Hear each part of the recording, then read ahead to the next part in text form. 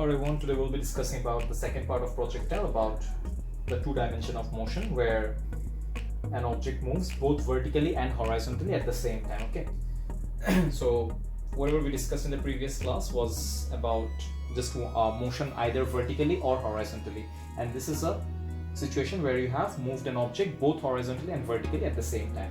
Now here this example, it shows you have an object here which is moving along this direction because you have given a velocity of 30 meters per second along this direction. Okay, so when you pushed this object or when you moved this object, you have given a velocity of 30 meters per second in this direction. What is this direction? This direction is at an angle of 40 degree with the horizontal. Okay, so this 30 meters per second makes an angle of 40 degree with the horizontal. Now what happens when you give this velocity? This object starts moving upwards. Okay, so say after 1 second you observe the object here. I'm just guessing it. Okay, say after 1 second you see the object here. So that means the object has moved a certain height, right? And it has also moved a certain horizontal distance. The object is moving both vertically and horizontally at the same time. Okay, so here the motion of the object is not fixed only to horizontal or to vertical. It is moving horizontally and it is moving vertically at the same given time. Okay, so we will discuss how to solve maths or certain values from this kind of situation. Okay, so let's start with it.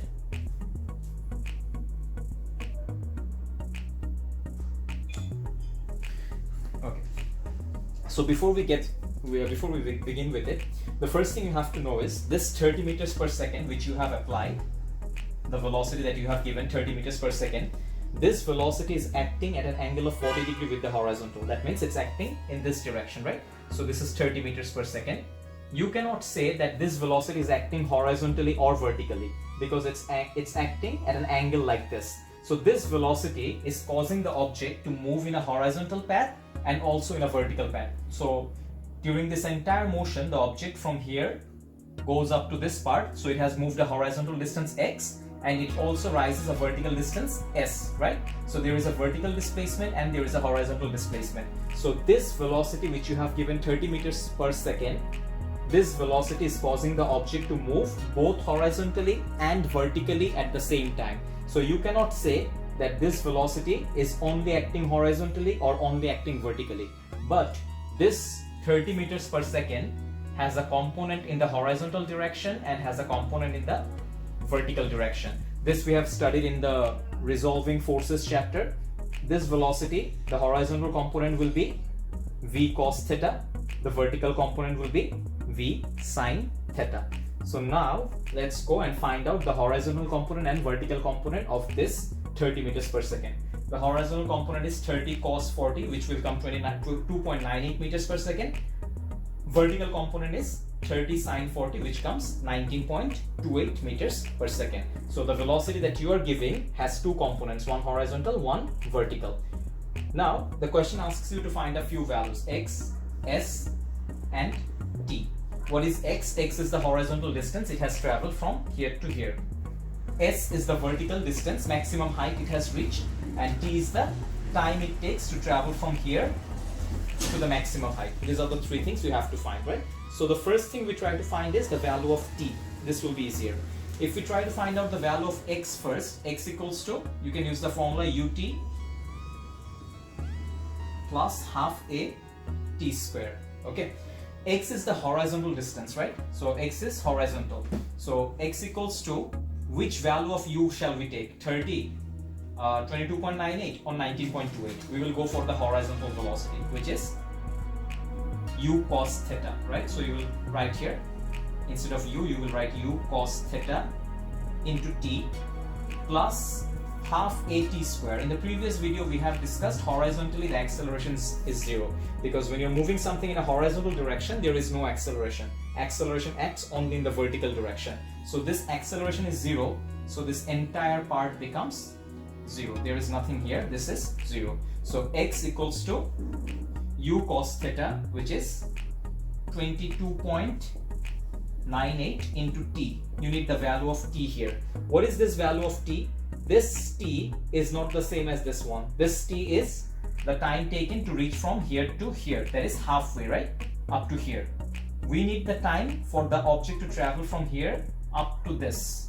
So this t here required is from here to here, and this one is just halfway through, maximum height. Maximum height, when will it reach the maximum height? When it is halfway through, because again it will fall the same distance vertically and cover the equal distance on this part and this part. So this much distance and this much distance has to be equal when it reaches the maximum height. So keep it in mind, this time and this time will not be the same. Whatever you find here, if you multiply it by 2, you get this one, because the time taken here and the time taken here is the total time of the flight, or the total time of the projectile. Okay, now let us find the value of t first. How do we find the value of t? We can use the equation v equals to u plus at. Now what do we know? At this point, at the maximum height, vertical velocity becomes 0. We have studied previously that horizontal velocity remains constant, it does not change, but as it rises up, the velocity becomes 0 at the maximum height. Which velocity becomes 0? The vertical velocity. So vertical velocity, which was 19.28 initially, becomes 0 at this point. So we can write the vertical velocity equals to u vertical plus a into t. Vertical velocity at maximum height is equals to 0. U vertical is 19.28. Since we are taking this as plus, u vertical, we have taken it as plus. That means the upward direction is plus. Acceleration of free fall is 9.81 meters per second square, and it is acting in the downward direction, right? When the object is here, or when the object is at any point, when it is moving, acceleration is always acting in the downward direction. So we have to consider it as minus 9.81, right? So when something is acting downwards, we are taking it as negative. When something is acting upwards, we're taking it as positive. So this initial velocity which you gave here vertically was acting in the upward direction, so it is positive. And this acceleration is always acting in the downward direction, so it is negative. So from here you can write minus 9.81 into t, and from there you can find the value of t here. So whatever the value of t comes here, you multiply it with 2 and put that answer here, you will get the value of x. Okay, so this answer comes, just let me tell you how much will it be. Just a minute.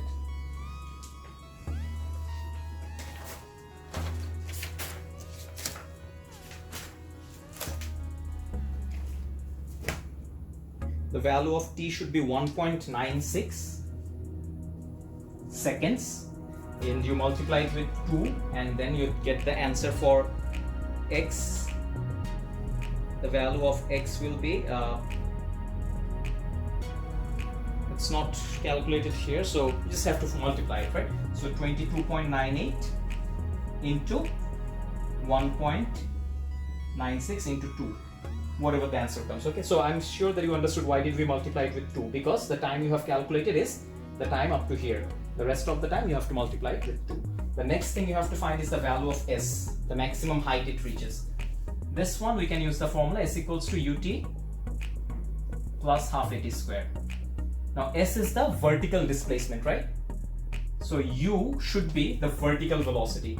Because we are talking about vertical height, we have to consider the vertical velocity, which is 19.28. Here, which time should you be taking? Because the time is up to here, you should be taking 1.96, because we need the maximum height at this time, which is 1.96 plus half into acceleration should still be negative, because acceleration always acts downwards, and since you have taken this as positive 19.28, acceleration has to be negative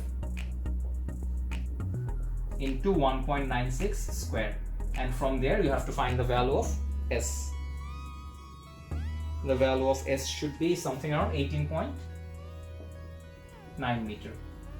Okay, so this is how you can find the different values for an object moving in 2 dimensions, that is horizontally and vertically at the same time, because the velocity has 2 components. It has vertical component, it has horizontal component, both. So horizontal component we find using cos theta, vertical using sin theta, and then each of them you have to know which one to use at which point. When you were finding horizontal distance x, this was the horizontal distance which we represented as x. You're finding horizontal distance, you use horizontal velocity. You're finding using vertical velocity, you use the vertical velocity. You're finding the vertical height, you have to use the vertical velocity. Okay, so that is how we can find out the values at different situations. Okay.